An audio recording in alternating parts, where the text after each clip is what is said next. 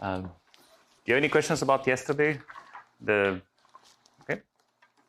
Okay, so we integrate over all the complex structures. Yes. So you said that the metric parameterizes the complex structures. I mean, for every complex structure, you have some reference metric. Yeah, but there's, like, to me, there's more metrics for a complex. Oh, absolutely. So when you pick your gauge fixing condition, at least in principle, you're specifying for each complex structure some reference metric. It's like one of the possible metrics which are associated with the complex structure. It doesn't matter which one you do, because changing gauge fixing conditions will give you the same answer at the end. So if you make different choices of this reference metric, you will get amplitudes which differ by q exact amounts. So as long as your insertions are q closed, everything will be fine at the end. And that's precisely what we did, right? We picked a reference metric where the insertions were at position z1, z2, z3.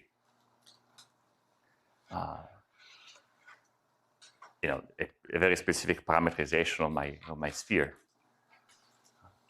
But the final answer was independent of z1, z2, z3. So we always can find such one reference metric which will parameterize all the complex structures. Right, so in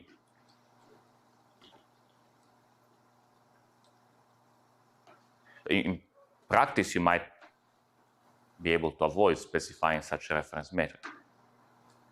But I mean, as you saw for example, in the calculations I was doing to this. So ultimately, what you want is to find these insertions, right? Sort of BAB, A del HAB over del mu.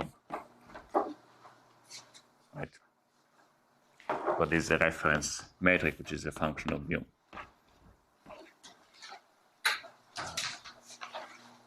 Right, to do this, you need to make some choice for a moment.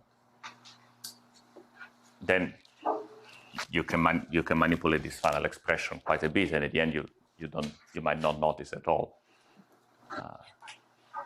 that you were talking about a metric. For example, if you have some surface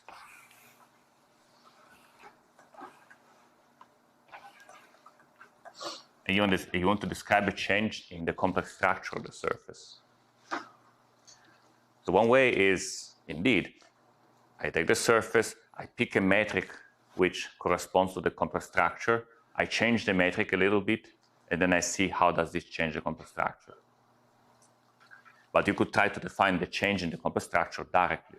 After all, the complex structure can be defined just as specifying how the various complex patches of my manifold are glued together. So you could try to describe a change in the complex structure by a change in the way you patch together your manifold.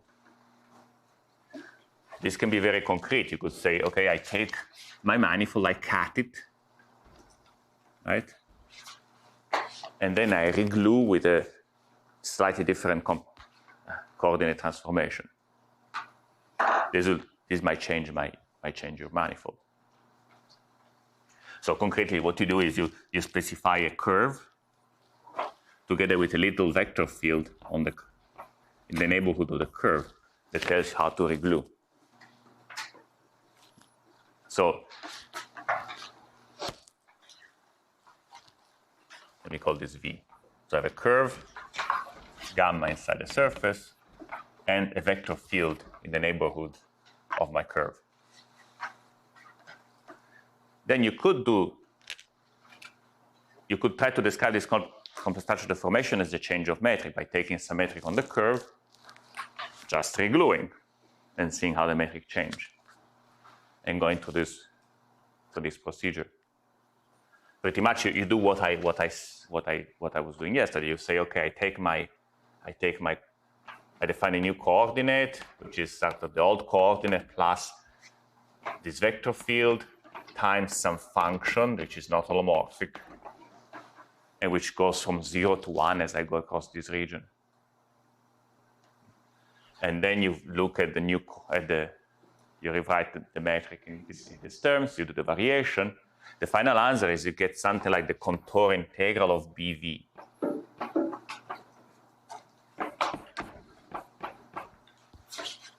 Contour integral along gamma. Which is what we found yesterday for this. Yesterday we were using just a very simple vector field that takes this patch surrounding the point and moves rigidly the whole patch a little bit to the side. This can be generalized on a general Riemann surface. Often when you look at the textbook, they might just tell you this. And you need to figure out that why was this the same as that. Yes? So why does this insertion correspond to integrating over the space of complex structures? What this insertion is, it gives you the correct measure for the integration of the space of complex structures. How can I see that? Well, we did our derivation of the BRST. I mean, you could just look again at the derivation we used for the BRST gauge fixing, or you can do it by hand in the sense that. So what is the point? The point is that one way you can get to the BRST formalism is to just do the Faddeev-Popov analysis, right? Where you say, I have a gauge fixing, I have a gauge freedom, and I look at I need to insert the Jacobian, the determinant or the Jacobian of the gauge variation of my gauge fixing condition. Now, suppose that your gauge, that works if your gauge fixing condition is some function of the fields equal to 0. Okay? A collection of functions of the fields. But sometimes it's too hard, it's too difficult to describe your gauge fixing manifold like that. Sometimes it's more convenient to use a parametrization to say, I introduce some extra parameters, my gauge fixing condition depends on these parameters, and I let parameters free. Okay. Then the Jacobian that you need is sort of the derivative of f with respect to the gauge fixings. I don't know how to write it well, but this matrix now is going to be not square, right? Because having parameters here allowed me to impose more equations than what I strictly needed to gauge fix. So your Jacobian needs to be the determinant of a bigger matrix, which includes the derivative with respect to the mu's. You're going to take this determinant and you will integrate over the mu's. So if you just do the Faddeev-Popov analysis, but you allow yourself for a parametrization for some free parameters, you get an expression like that. Then you try to write it in terms of ghosts, and you will find that while the usual Faddeev-Popov determinant is just a Gaussian integral over BC ghosts of something like e to the b del f over del g c, in order to account for these extra rows in your determinant, you need to just insert some f, b contracted with the f over the mu. And this will reproduce that. And this is what we're doing. So you can derive these B insertions without ever thinking about BRST quantization, just doing the Faddeev-Popov analysis for a gauge fixing constraint, which is parametric. So yesterday we had a double integral of this thing. Yes. What were the integration variables? A double integral over B. Sorry. Yeah, the double integral over the variation of h. So sorry, this was supposed to be an integral over the whole surface.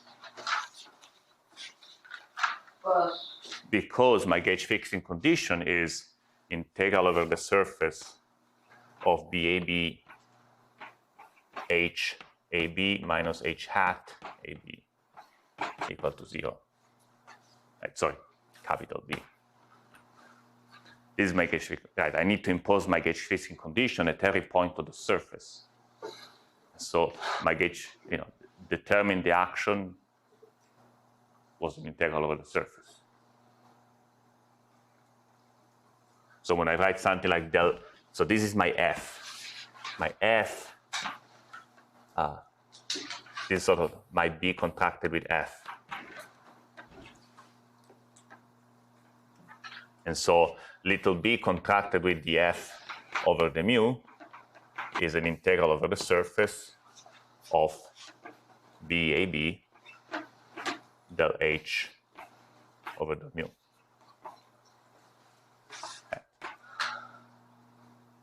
Okay.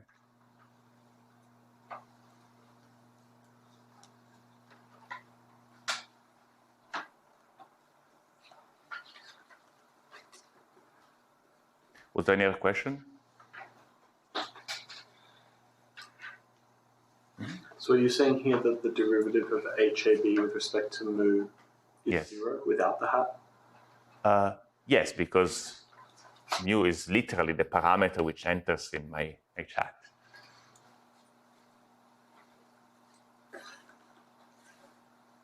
I mean, really, I invite you to do the following exercise. Take the plane. So take just an integral over dx1, dx2.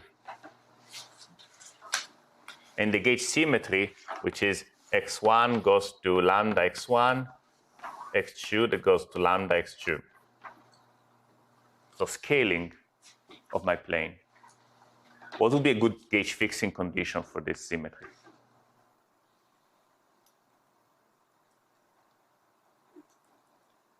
Lambda equals 1. You cannot gauge fix the gauge transformations. Gauge fixing is you want to find an equation that says function of x1 and x2 equal to 0, which sort of intersect each of these gauge orbits roughly once. Say that lambda is positive for simplicity. Let's draw a picture. Right? I have the plane, and my gauge orbits are rays.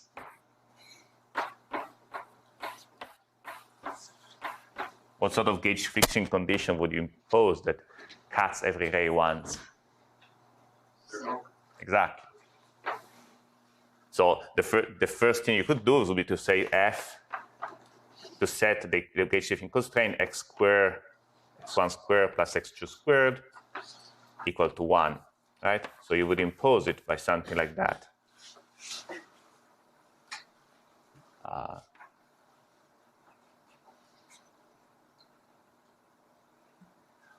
Or if you prefer, your FADEV pop of determinant would be computed from saying f of x1, x2 is x1 squared plus x2 squared minus 1.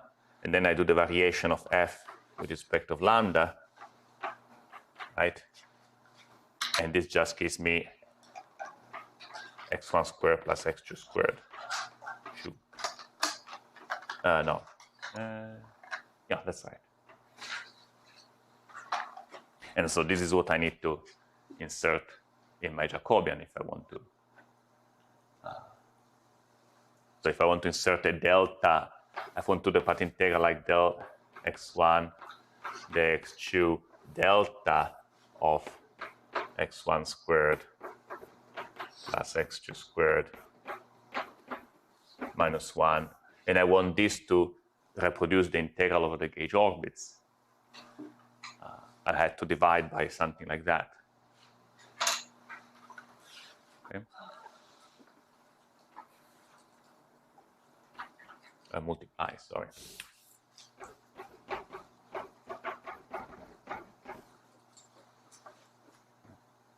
And we can try to check that if they change the radius, this answer is not going to change. But parameterizing the circle like this might not be the best thing. I mean, for the circle, it's a nice equation, but maybe I could have done something else. I could have said, I want my gauge fixing condition to be x1 minus cosine theta equal to 0, and x2 minus sine of theta equal to 0. And that's also a description of the circle. Do you agree? And then my integral over gauge orbits would have written as an integral over delta of x1 minus, I mean, the gauge fixing would essentially fix completely x1 and x2 in terms of theta, right? But to integrate, so I would be left with an integral over the theta. To find the correct measure of this integral, I would have had to take the determinant of del x1 over del theta, del x2 over del theta, the x1 over del lambda, the f, let me call these conditions f, f1, f2, f1, f2. This is what I would have to insert. This would be sort of the FADEF-POFO determinant I would need to insert here.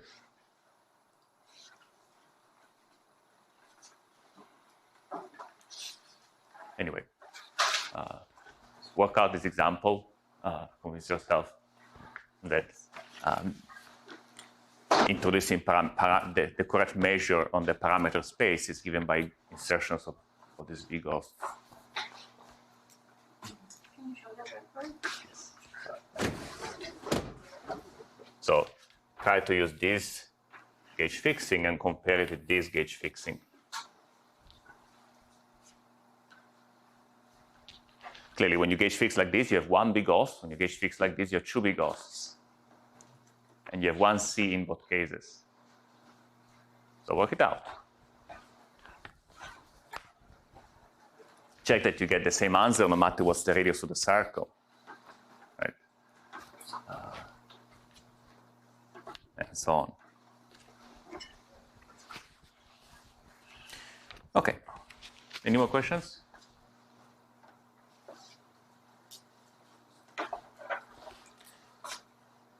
Okay. So at the end of yesterday's lecture, we had a formula for the scattering amplitude of 4 tachyons. So I needed to do an integral in the position of one of the insertions of a certain quantum field theory correlation function on the sphere, where I put insertions of CC bar e to the I px p1 dot x at z1, CC bar e to the I p2 dot x at z2, CC bar e to the I p x at z3, and just e to the I px at z4.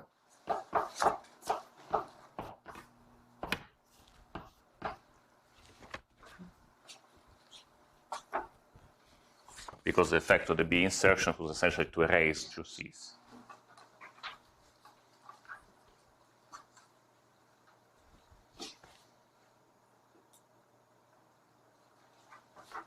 Okay, now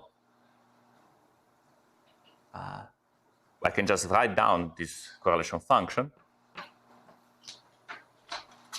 So I get the following answer.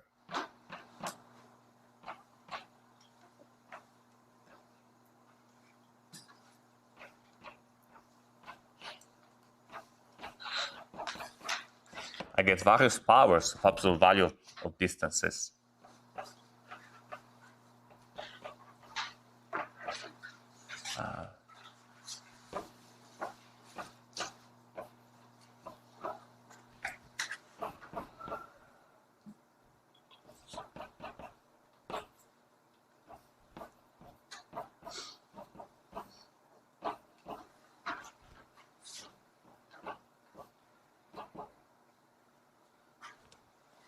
So the extra 2 here is due to the fact that there are ghosts at this puncture, so I get this absolute value of distance squared extra.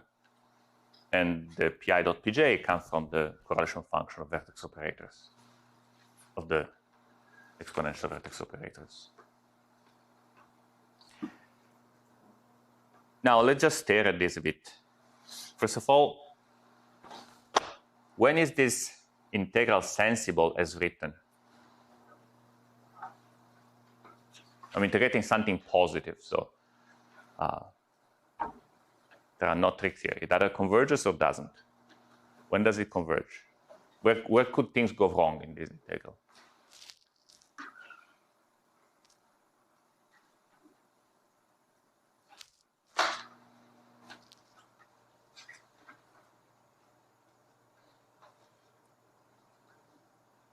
C4 collides with the other C's.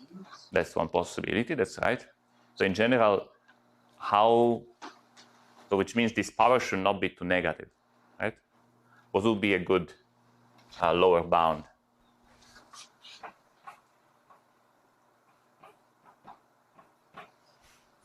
The integral the z bar of 1 over z squared is already logarithmically divergent.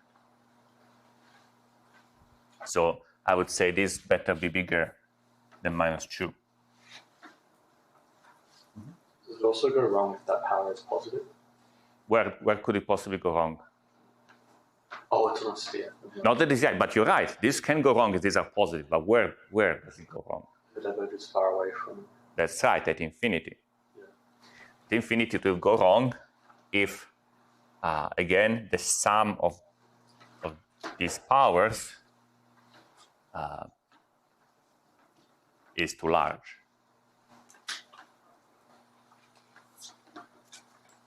So, but luckily that's not so bad because the sum of pi's is minus p4. So this behaves like minus 2p4 squared, which on shell is -4. The integral of dz squared over z to the 4th is definitely convergent. So there is no problem at infinity. And we didn't expect problems because nothing, it's just on the sphere, there is nothing special going on at infinity. We will not put any operators there, there should not be any divergences there. So these are the conditions we need.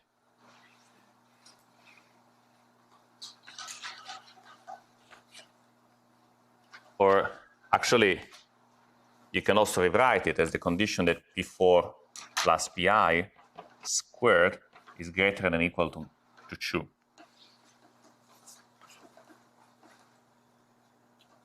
So in other words, you want the, if you imagine writing down a Feynman diagram like this, so there is P1, P2, P3, P4, for example, and here there is P4 plus P3. You want this intermediate momentum to be very space-like.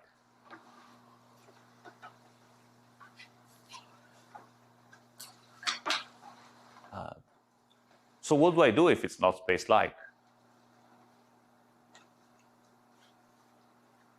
Does everything break down?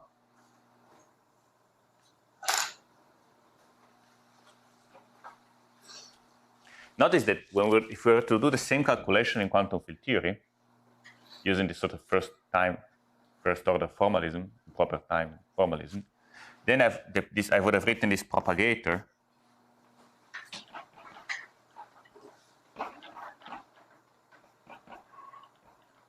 as an integral of a proper time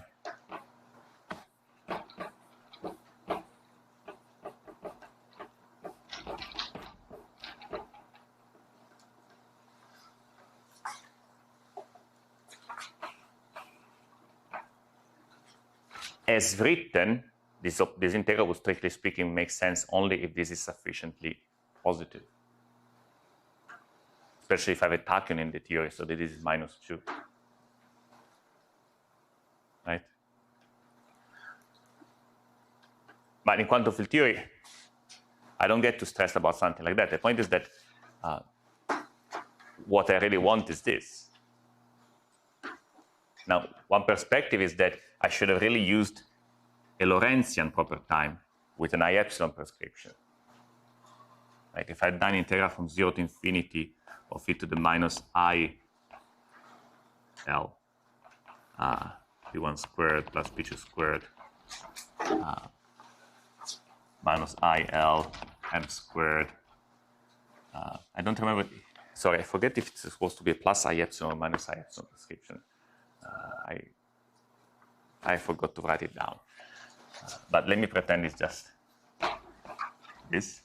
You might have to switch I with minus I in this formula for it to be really physical. But anyway, so this is also 1 over, so this gives you 1 over p, sorry, I meant p3 plus p4 squared. This will give you some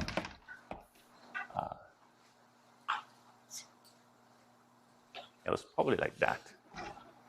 Okay. This will give you a nice I epsilon prescription for the propagator. So what I'm trying to say is that, so in quantum field theory, there are 2 ways you can deal with this if you want to use the proper time formalism. You can either use Lorentzian proper time, in which case this integral is convergent for every real values of this. But it might get in trouble if you try to complexify it in the wrong direction.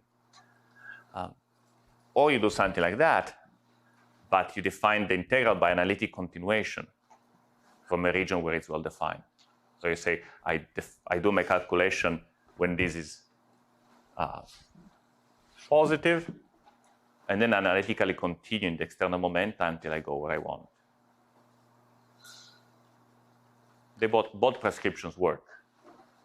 This is perhaps slightly more physical.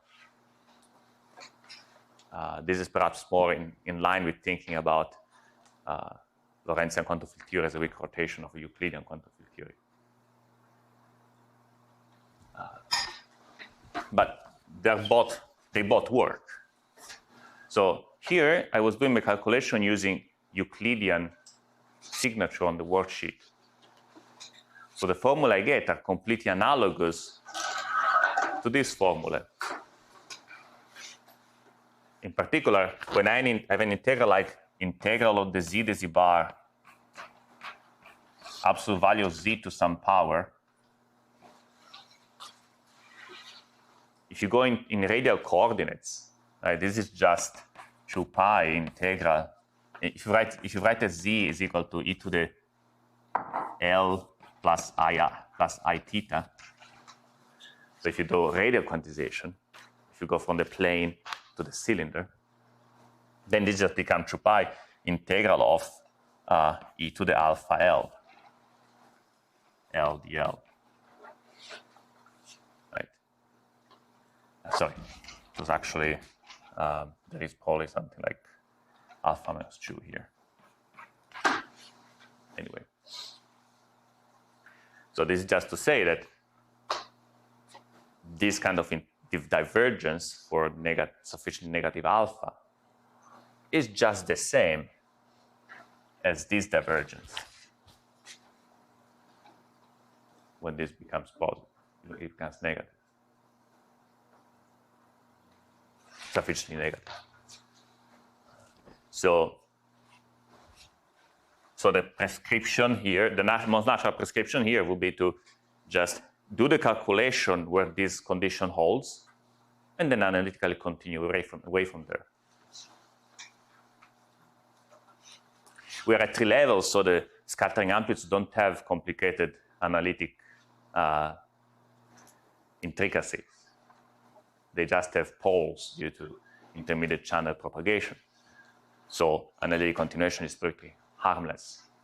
If you're doing loop calculations, you might have to be a little bit more careful in which path to use for analytic continuation to make sure that that the final answer is the physical one. But it's a well understood quantum field theory problem. The alternative is to try to find the analog to the I epsilon prescription to the Lorentzian proper time. Here, to go to Lorentzian proper time, you weak rotate L from real to imaginary.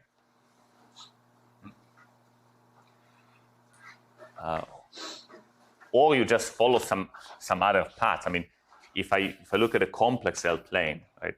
If this is the Euclidean contour, and this is the Lorentzian contour, I can do a variety of things that are going to give me the right answer. Right? I could just go here for a while and then perhaps go up. There is a lot of freedom. Essentially, what you do is that you transform this real integral to a contour integral in the complexified L plane from 0 to infinity. So here, if I complexify L, what's happening is that Z and Z bar are not going to be complex conjugate to each other. Right? In the extreme case where L was really just purely imaginary, Z and Z bar will be independent phases. So what you can do is to sort of transform this stodgy integral over the complex plane to a contour integral over a complexified complex plane, where Z and Z bar are perhaps not complex conjugate to each other. And you can try to adjust the contour so that it mimics this sort of funny contours, so that it sort of spirals around your singularity instead of going into it, which is the analog of this. So there is a paper by Witten of a few years ago where he discussed the epsilon prescription in string theory. So he discusses these matters at length. But, I don't understand what the problem was to begin with here in this case. I just say that if I do my standard integral where Z is a complex coordinate and Z bar is conjugate, then this will work only in this particular region of kinematics, and then I need to analytically continue away from there. That's fine, but you might find it bothersome. I was just explaining what's the quantum field theory analog of that constraint, and a variety of possible ways you could go around it if you want to have something like an A epsilon prescription. I mean, as I said, this does not matter much at the tree level, but if I was computing a one loop was doing a one loop calculation of for two tachyons coming in, two tachyons going out, perhaps even superstring, two gravitons coming in, two gravitons coming out, I would have to be careful that I go from this from this region of kinematics to the desired region of kinematics along the correct analytic continuation path. And I would like to make sure that the analytic continuation path I use is the same as I would get using quantum field theory compatible with I epsilon prescriptions. And so this discussion I'm having will become more important. I mean, you're unlikely to have to ever compute a one loop amplitude in string theory, but these matters are important in quantum field theory too. If you ever try to study things like, I don't know, the bootstrap of conformal field theories in Lorentzian signature, then you'll have to learn anyway all of these issues about what's the proper analytic structure of the S matrix, how do I analytically continue in the space of momenta or in the space of positions of operators to go from Euclidean to Lorentzian. These are important issues, and you should think about them at some point in your career. You can start now.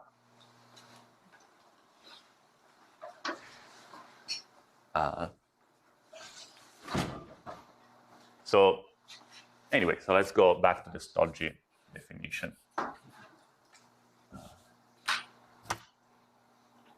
Okay. Now, how do I do this integral?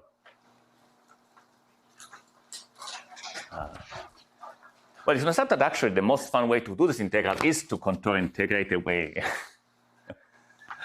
Even if you want to forget about all of that physics, there is a sense in which integrals over the complex plane can be written as bilinears of contour integrals. I mean, whenever you have an argument which is a product of something holomorphic and something anti-holomorphic, there are all sorts of nice tricks to sort of split your integral into a contour integral in Z and a contour integral in Z bar. And then some interesting technology on how to pick the correct contours and the correct way of pairing up contours. I will not do that, but I'm happy to discuss it after the lecture. The answer of this integral is called the Virasoro-Shapiro amplitude.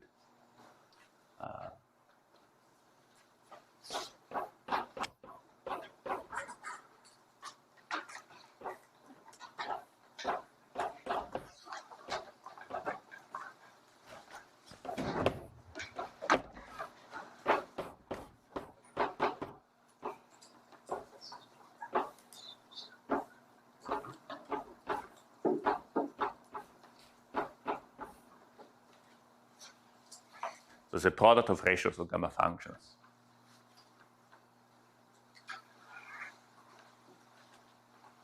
I don't know if you've ever seen the beta integral. The beta integral is a sort of a contour integral version of this, which gives you 3 gamma functions, 2 at the numerators and 1 at the denominator. And here you get sort of double that, 6 gamma functions in total. So let's look at this amplitude for a while. I can also write it in terms of the Mandelson variables.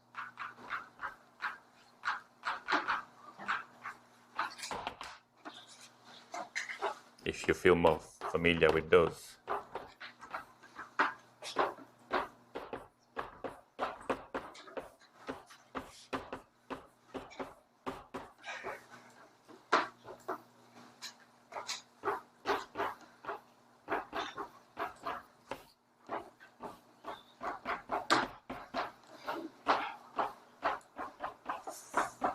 So, first question, where are the poles of this amplitude?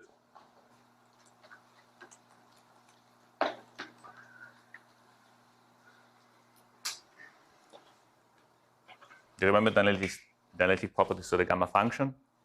Negative integers. That's right. So the gamma function has poles and negative integers.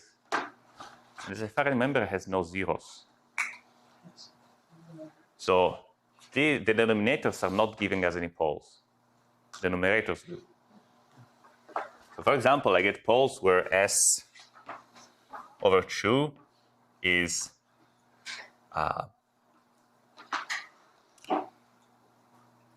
1, 0, minus 1, minus 2, minus 3, etc. Which means B1 plus B2 squared is 2, 0. Sorry, I have the wrong signs there. Right, if this is minus 1, I get gamma of 0, which has a pole. I mean, there is a pole at 0, there is a pole at minus 1, a pole at minus 2, and so on. So these are the positions of the pole.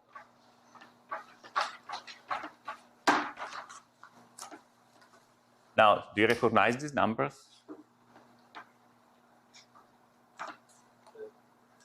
What are characteristics? I mean, in quantum field theory, the poles will be located at places where the intermediate particle goes on shell. So they are located at places where P1 plus P2 squared is m squared for the intermediate particle, minus m squared. So do you recognize these sequence of masses? Yes, exactly. There is the tachyon, the graviton, and all the massive modes. So that makes sense. The poles, this amplitude, just in one compact expression, manages to give you an infinite tower of poles in the S channel, in the T channel, and the U channel. Actually, I think that people got to this answer before they knew what string theory was. When they were just playing around with S matrix bootstrap and trying to find nice expression of S matrices which had a lot of poles in interesting places, which had infinite towers of poles. We can even look at the residues of those poles.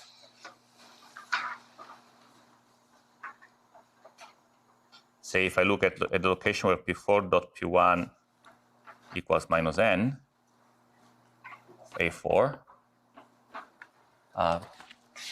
when you look at this residue, it turns out there are huge cancellations. Remember, ratios of gamma functions can sometimes give you polynomials. You know, gamma of 1 plus z divided by gamma of z is z. And this happens here, so that the residues are just polynomials in the momenta.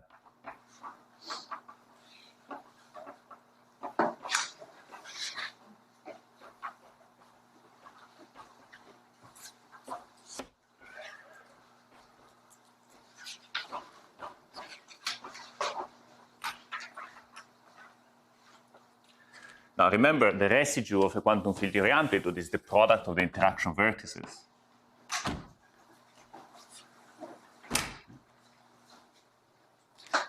So this expression here should be perhaps a sum of products of interaction vertices for various states with this mass, or this mass, or this mass, or this mass. And as you see, you get polynomials of the momenta which are of increasing degree as n goes up. This makes sense. We know that the spin of the intermediate states grows linearly with the mass, right? This is a scalar, this is a spin 2 particle, this is spin 4, spin 6, and so on. And the interaction vertices of a scalar field with particles of high spin contains high powers of the momenta. Right? We saw that the vertex between two tachyons and the graviton, for example, had something like p nu, p nu. Second power of the momenta. So if I'm looking at the diagram which has an intermediate graviton, it will go like momenta to the fourth, potentially. There might be some cancellations, right? Some p squared might become 2. But I typically expect to see some powers of the momenta, increasing powers of the momenta, and this is what happens. Sorry, what's in the second factor? P4 dot P3 minus K. Is it also a K? And this is also a K, sorry. And this is a product over K going from 0 to n minus 2. So the individual contributions from an individual diagram are going to be very complicated polynomials to the momenta. But somehow the sum of intermediate states becomes some pretty simple expression. Now see, these momenta are precisely why particles of high spin are problematic in quantum field theory. When you do scattering amplitudes, they tend to give you divergent contributions and high energy. So at some point, the probability goes beyond 1, the scattering probability. So here, I have a tower of particles, each of which gives me a residue, which is an increasingly large polynomial of the momenta. So you might think that the behavior of this expression at large energy must be terrible, unless there are huge magical cancellations. But if you remember that we are talking about strings, not really a tower of particles. Strings are extended objects. It should be clear that if I try to shoot strings against each other at high energy, they'll just pass across each other. You may imagine bombarding some fluff with some other fluff, right? They just go through. In particular, the way you distinguish something fluffy from something point-like is to shooting something at it and seeing if you find ricochet at large angles, right? How did Rutherford find that the atoms had a hard nucleus? It shot alpha particles and saw scattering at large angles. So strings should not have large scattering at high energy and large angle. So the high energy fixed angle. The large energy fixed angle scattering is a regime where all the multi-sum invariants become large. T is large, S is large, U is large. So you can the arguments of these gamma functions are all large. You can use the Stirling approximation. So each of these is going, each individual factor is going to blow up. Yeah. But these ratios actually behave quite well. So it turns out that the scattering amplitude behaves like e to the minus s log s minus t log t minus u log u. So at high energy, it decreases very, very fast. High energy fixed angle. So that makes sense. And again, this sort of exponential decrease at large energy is connected to the lack of UV divergences of string theory. When you sort of intuitively, the behavior at large energy of 3-layer diagrams tell you how badly divergent will be the one-loop diagrams, very roughly.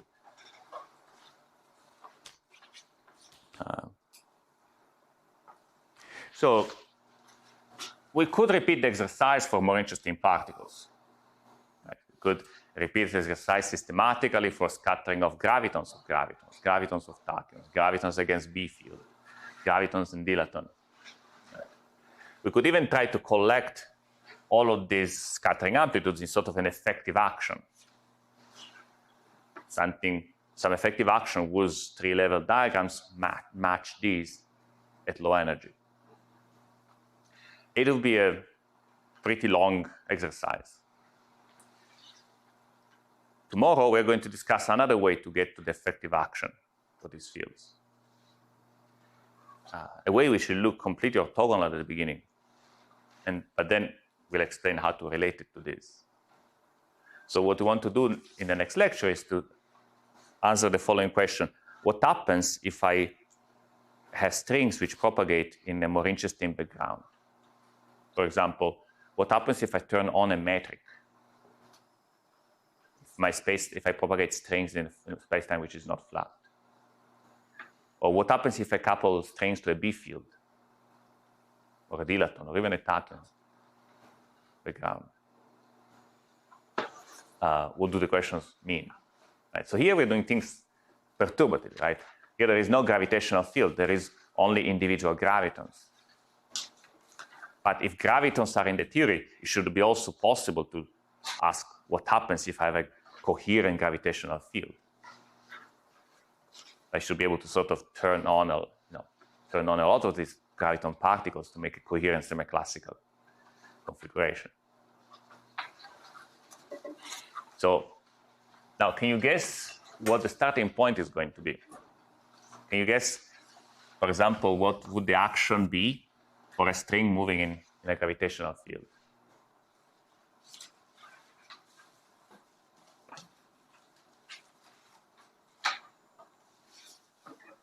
Worldsheet metric, just use the metric induced by the background field? So we could do that. So that would be sort of the Namu-Goto, the sort of Namu-Goto action, right? So I would start the square root of dx mu over du, determinant of dx mu over the u1, dx mu over a, the ub is determinant in the ab variables, and then put some actual metric here, g mu nu, which is a function of x.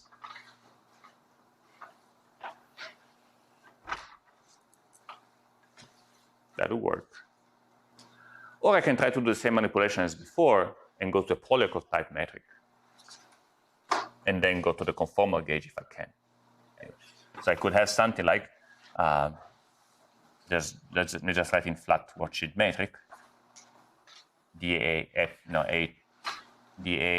mu, dAx nu, g mu nu of x.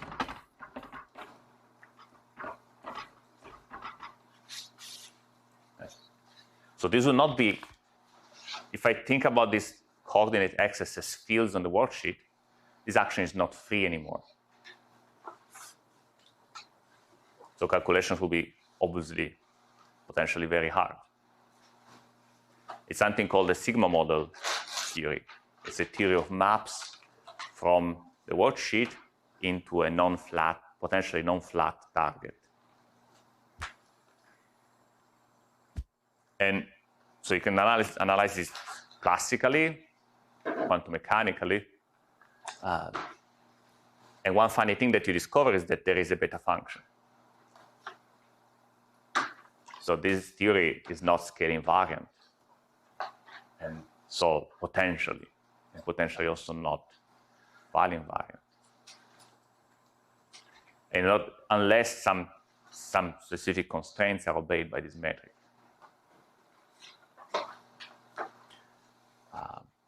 Now, we can extend this to couple to other fields. For example, what if I write a coupling like this?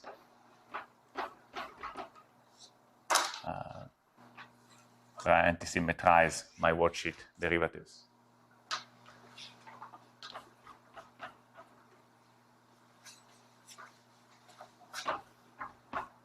So I can write a coupling like that.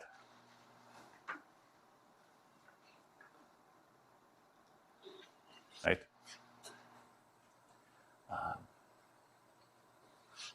I can even write a sillier coupling where I just add to the action a potential. Now, this is definitely going to mess up with my conformal invariance because this is giving a mass potentially to the fields. But I could try to do that.